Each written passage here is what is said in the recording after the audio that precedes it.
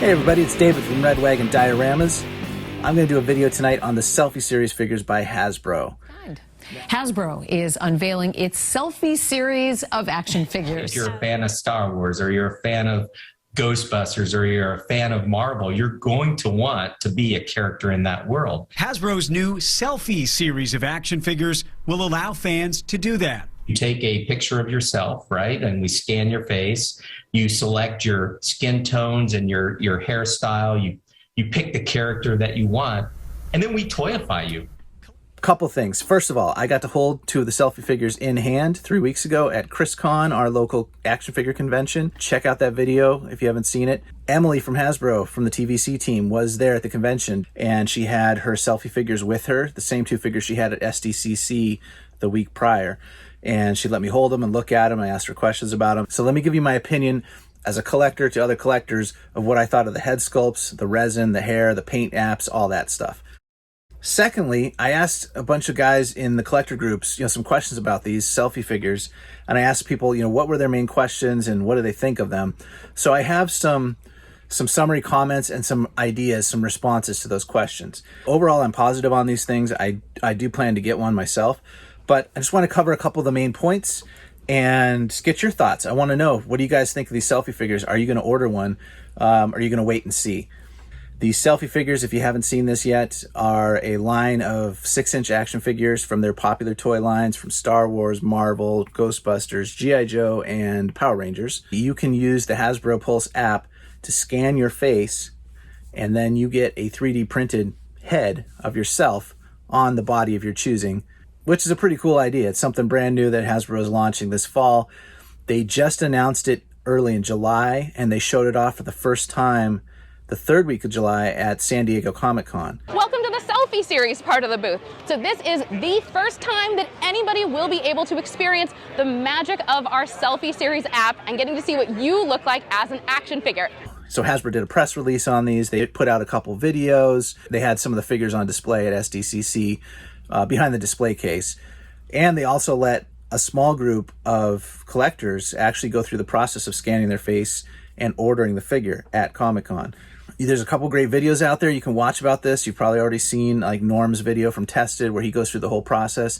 And Hasbro brought him in a couple weeks in advance of Comic-Con, so he actually had his figures in hand when he did his review. Great video, go check that out. So I'm going to tell you first about my experience holding one of the Selfie figures in hand. The week after Comic-Con, Emily from the TVC team came to our local convention here in Massachusetts called ChrisCon. And this wasn't a Hasbro event or anything. She was just there on her personal time.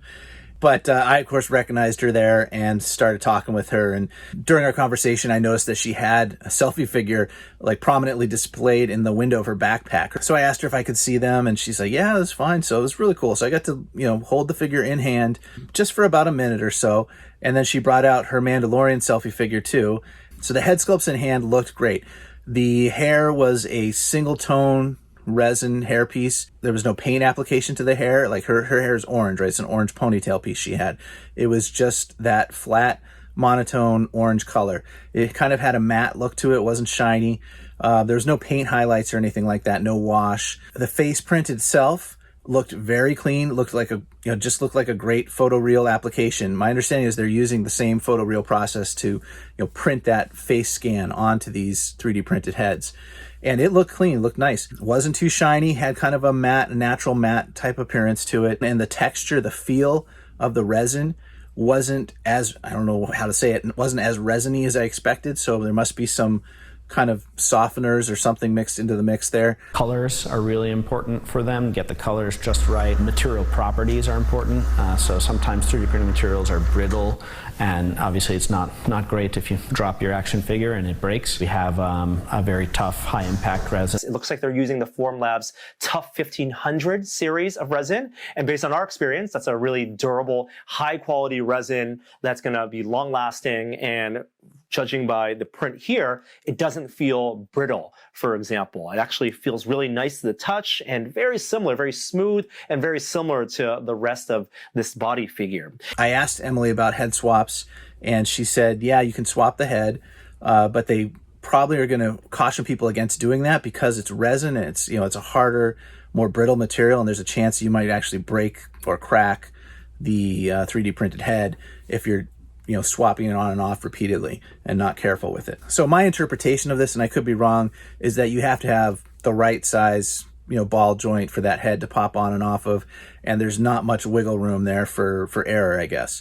And then the head sculpt itself, that comes out of the app, as far as what Norm call it, photogrammetry, I think, where it takes a whole bunch of 2D images of your face as it rotates around your head and compiles that into a 3D render, a 3D model of your face. So I have to assume that, that looked like Emily. I mean, she was right in front of me. But what threw me off so much is Emily wears glasses, right? And her selfie figures didn't have glasses. So for me, I mean, it was like Clark Kent and Superman. I was like, is this really you? Like, Lois? I never lie. That's probably the biggest thing these figures lack right now is they don't have an option for people with glasses. So hopefully Hasbro's thinking about that. Yeah, you can see this in Norm's video too. He went and 3D printed glasses for his figure because just without the glasses, it wasn't him. So that's one limitation of these figures. They need glasses. So maybe they could do a kit of different style glasses that'll fit on these heads that people can buy later, or maybe they can offer that as an accessory or something. Let's talk about some of the other limitations of the Selfie series. The other thing is facial hair. Apparently they do have an assortment of facial hair options in the app. You can see that, like Rebel Scum, he shows going through some of the options in his video. It's not clear to me whether that facial hair gets actually, sculpted into the 3D print, or if it's simply the photoreal paint deco. Obviously a large bushy beard, it's not going to work with the photoreal, if that's the way they're doing it. You'd have to get your selfie figure and then sculpt your own beard on there later, like using green stuff or something. I was thinking about this, how are they manufacturing these? And if you watch the Formlabs video, you can see like this tray of 36 heads coming out of the printer, right? A 6x6 grid. Every print run is done out of a particular color resin. And you can see that on the shelf in the shot. They have several bottles of resin, all with different colors, ready to go. So in the app, if you pick like, I want brown number 3 for my hair color, that means Formlabs just grabs that bottle of resin that's already pre-mixed and approved by Hasbro, and they do resin brown number 3, and your hair comes out. The partnership with Formlabs really evolved around the creation of a custom resin, right? So we wanted to have a resin that was only available to us that could cover off all the different skin tones and hair tones that we would be looking to put into an action figure, as well as the quality. We wanted to make sure that we produced a custom figure that matched or was better than what we currently had on the market in a production figure. Do you like the opacity? Is it too matted? Do you want it to be shinier? Do you want this color to be darker? Do I need a little bit more red in this one? Together with Hasbro, many rounds of iteration, we successfully deliver the colors that they're looking for. It looks to me from watching those Formlabs videos that all of the heads are the same, except that the 3D face scan, which is basically from the chin line up to the forehead to the ears, that has been like mapped onto a basic standard head sculpt. And that basic standard head sculpt probably has the same neck peg hole, and it probably has the same plug recess on the top for the hairpiece. All the hairstyles, they all have the same size plug, right? So the hairpiece could print out in whatever color it needs to be, and it could plug right into the head sculpt without them having to like individually manipulate and re-sculpt every single customer's head in the 3D program before they print it, right? Neck pegs, I imagine, are probably going to be standardized for these figures. They're probably going to tool a new neck peg. All 14 figures will probably have the same neck piece as far as the ball size. That way any head can pop on and off. If you ordered like 2 selfie figures from different properties, a G.I. Joe and a Star Wars, that you'd probably be able to swap those heads between those 2 bodies without a problem. The problem would come up when you tried to take your selfie head and put on some other Hasbro figure that they've made, because the ball joint is guaranteed not to be the same. And that goes to Emily's point about the brittleness of resin and how you got to be real careful if you're doing head swaps. The figures themselves, there's 14 figures in this first wave. So you've got Star Wars Black Series. There's, I think, 4 bodies offered there. You've got G.I. Joe Classified. You have an option of Snake Eyes or Scarlet. You have Marvel. They have an Iron Man, a Black Panther, Black Widow, and a Spider-Man. Then you've got Ghostbusters. You've got a male and a female body. And then Power Rangers, you've got a Pink Ranger, Red Ranger. They're trying to put an initial offering out there that is broad enough to capture a lot of fans, right? A lot of people can find themselves in one of those characters and one of those body types. They've got to start somewhere, so I think this is a good start, honestly, with the bodies they're offering. One comment that I see a lot in the collector groups is accessories. People are asking, well, what do they come with for accessories, and especially helmets? And unfortunately, no, none of the helmeted figures have helmets. That would include the Star Wars figures like the Stormtrooper, no helmet. Mandalorian, no helmet. X-Wing pilot, no helmet. Power Rangers, the red and the pink, they don't come with helmets either. This is just speculation, but my initial thought there is Hasbro probably made the call not to issue helmets just because not every character would be able to put that helmet on. The only customers that a helmet could actually go on their figure would be those that had short hairstyles. So maybe they thought that customers would be frustrated or disappointed that they couldn't put the helmet on their new figure. So they just dropped the helmets totally from the line. That's my best guess. I think that's a mistake because I think the helmet adds so much to the character. If you're buying one of these selfie figures, you're going to pose it in your collection with the selfie face exposed, right? You're not going to put that helmet on. But the helmet can go right under the arm of the character and it just completes the look. So I hope Hasbro reconsiders that and adds that in as an accessory for the helmeted figures. For the Star Wars fans, everybody's asking for a Jedi. No, there's no Jedis offered right now. There's no characters with lightsabers. The Star Wars characters that are offered right now only come with like a handheld pistol or blaster. I too would love to have a Jedi offered in the selfie line. The reason they're not doing that probably is because the Jedi has exposed skin. You've got exposed hands. There's not many Jedi, I don't think, that have gloves in the Star Wars universe. You've got that exposed, neckline and everything. They're doing, characters with full jumpsuits or uniforms and everything because they can kind of carry the black turtleneck look up to the neckline. And so that all they have to do in the skin tone color is the head sculpt itself. And that makes sense. Like they've got to take into account, manufacturing costs and efficiencies. So it makes sense to me that they're only offering figures that are fully, covered up. Another thought I had on this is like, well, they could just offer a set of hands with the figure, right? They already have your skin tone, so they just have to print out a pair of hands in the same skin tone they printed the head with. Yes, but going back to the resin thing again, resin is brittle. And if you have a resin hand trying to grip a sword or a blaster or whatever, and that gets played with and manipulated over and over, those fingers are going to break off. The thumb's going to break off. Again, I could be wrong, but I'm guessing that the resin doesn't have the pliability needed to be used for a hand. So the solution, I think, is you find a Jedi with gloves, right? Or you give a Jedi gloves. The first one I can think of as far as on the Jedi side would be Jaina Solo. The Black Series Jaina Solo body, I don't think has gotten much reuse. I think Dr. Aphra used it. And I know Hasbro's always looking for ways to reuse, the molds and the tooling they have.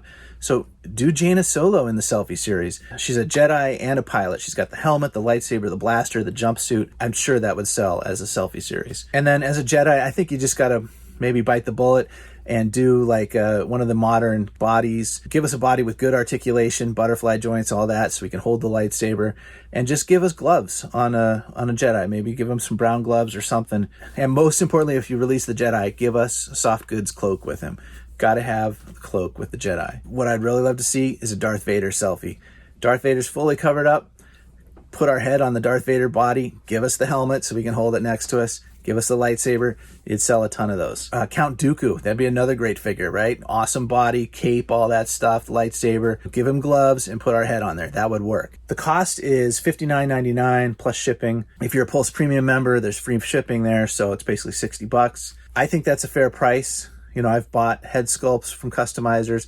Most 3D printed, resin printed head sculpts are going to run you around $10 to $15 depending on the complexity of the sculpt. But if you have to pay somebody to digitally sculpt your own face, I could easily see that being between $100 and $200 just for the sculpting time. And then you've got to have them printed out. That's another $10 or $15. And then you got to have somebody paint it. That's another $30, $40. So honestly, the price point of these selfie figures, I think, is fine. $60 for something, a novelty item like this, I think that's pretty reasonable. There are some restrictions in the app as well. It's only for U.S. citizens. And secondly, it's only for 16 years old and older.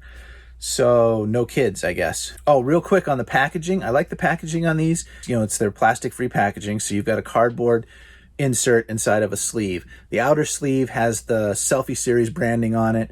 And the inner box has the branding for that particular toy line, like Star Wars or G.I. Joe, that sort of thing. I think they're smart with the packaging because it gives inbox collectors an option for display too. They can pull that outer sleeve off and you've got your figure, right there in the box, nicely displayed. I know I saw at least one video where they said the figures would be ready in about 45 days. That means those of you who are at SDCC and got to do the selfie figure should be getting your figure in the mail, I would think, by the end of September. I mean, sometime in the next couple weeks. Also, remember, Hasbro is doing their PulseCon convention September 30th 30th and October 1st, right? So I'm hoping at PulseCon here in the end of September, maybe they'll actually start the ordering process, or at least we'll have some more information, I hope. The biggest question that I hear from collectors out there is, will it actually look like me?